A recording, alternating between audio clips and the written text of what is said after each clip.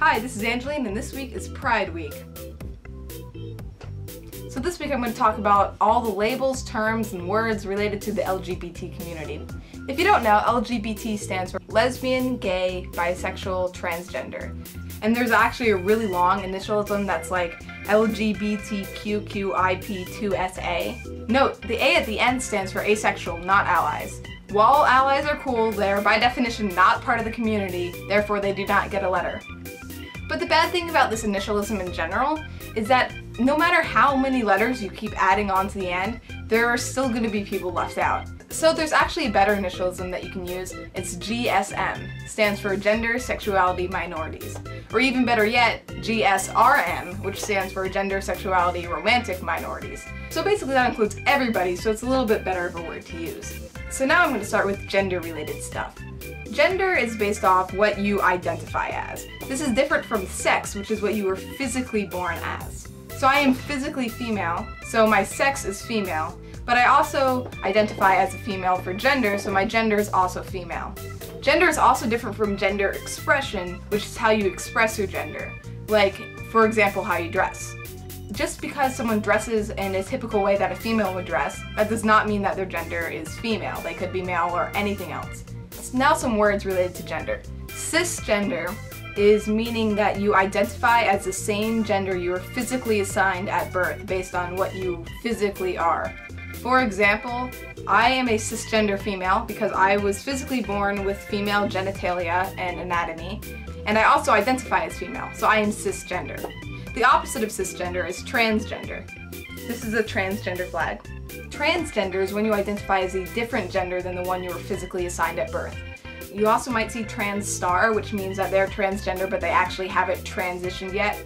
So when someone's a different gender than what they're physically born as, you would use the pronouns for the gender they identify as, or whatever pronouns they prefer. It might not be whatever they identify as. So if there's someone who's born female and identified as a man, then you would use he, him, etc. There's also the words MTF and FTM. MTF stands for male to female, and FTM is female to male. Two cases of people who are transgender. But you have to be careful with those words because not everybody likes those words because they feel like, well, I've always been a female, so if you use MTF to describe me, that's not accurate because I was never male. Which totally makes sense, but if you try to think of it like physically, like you're physically born with male parts and you're transitioning to female, then that's how you would use that word. So just be careful with that. There's a link in the description to a video by Lacey Green that's an interview with a transgender person, so you should go check that out. The next thing I'm going to talk about is agender, which is not identifying with any gender. Genderqueer, this is the genderqueer flag. Genderqueer is someone who does not identify with one of the two binary options for gender, like male or female. They identify with both, neither, or a mix of them, or anything else that's not clearly binary. Gender fluid is a dynamic mix of male and female. A gender fluid person may feel like they're a mix of the two traditional genders, but they may feel more male one day or more female another day. So that's basically most of the basic terms relating to gender. I'll have more links in the description if you want to learn more. Moving on to sexuality related stuff. Basic definitions that you've probably heard before. Homosexual is attracted to the same gender.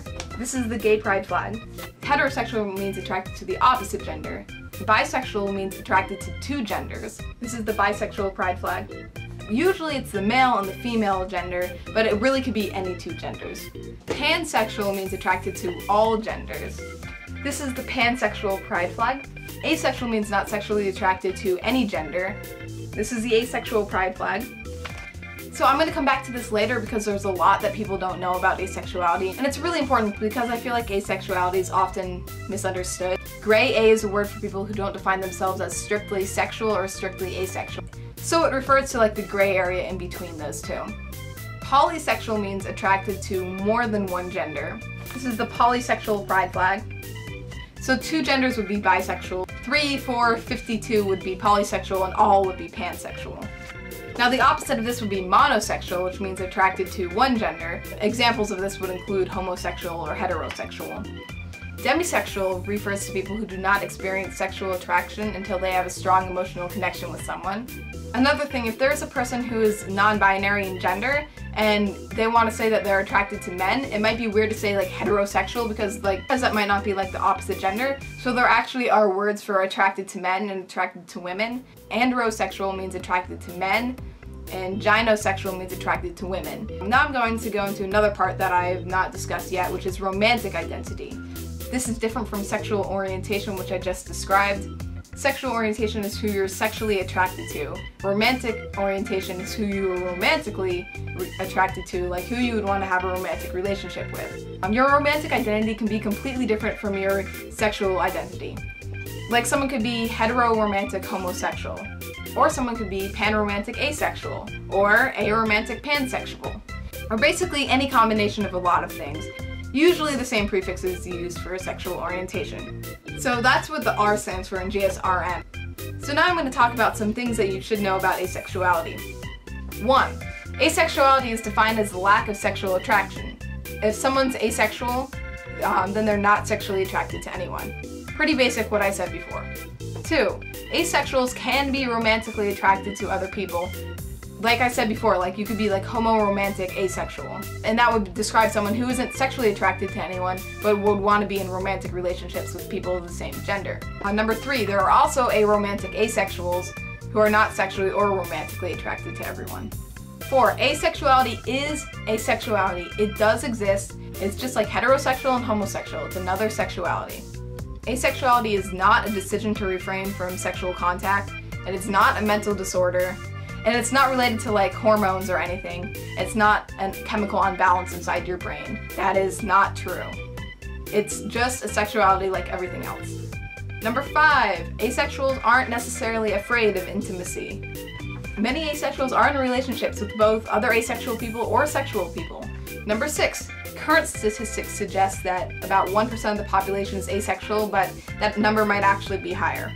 Number 7, there are asexuals who enjoy sexual intimacy with others while not being sexually attracted to them. Every asexual, just like every sexual person, is different and all fall on a wide range of wants and comfort level. And number 8, a lot of asexuals may feel out of place because of the general lack of knowledge about asexuality, so it's really important that everybody is well informed about asexuality, which is why I took the time to read this info post. Now just some miscellaneous stuff. Heteroflexible and homoflexible are pretty much like slang terms. Heteroflexible means basically straight but shit happens, and homoflexible basically means gay but shit happens. Basically like you identify as either straight or gay, but you know that someday you might find someone of a different gender than the one you're attracted to, and hey, anything can happen, you know? For example, I could probably be described as homoflexible because I identify as homosexual, but like, stuff can happen, like if Troye Sivan walked into this room right now. Polyamorous. This is the polyamorous pride flag. Polyamorous people are people who maybe are in more than one relationship, people who want to be in more than one relationship or such. I don't really know a lot about polyamory. I have a link in the description to a video about that. Intersex refers to anybody who is physically born as anything that's not clearly one gender or the other. This would include people with XXY chromosomes or XYY chromosomes, or basically any anatomy that isn't clearly binary. This is the intersex pride flag. I have a link in the description of a video done by Sexplanations. That's an interview with someone who is intersex, so that might help get more information if you want to learn more about that. Paraphilias, which I didn't really go into in this video, are atypical sources of sexual attraction. This includes like fetishes and stuff. I have a link to a video about that in the description as well. That's pretty much all I have for today. This video by no means covers everything, and there's a lot of stuff I didn't go into, and I recognize that. And I have links to other resources in the description that you can go to read more. Also, labels are just labels. You may not be perfectly described or even well described by labels. Labels are just words used to try to describe things. And there are over 7 billion people in the world, so there are over 7 billion sexualities and genders in the world, and everybody is different. These are just words used to try to like approximate where people are.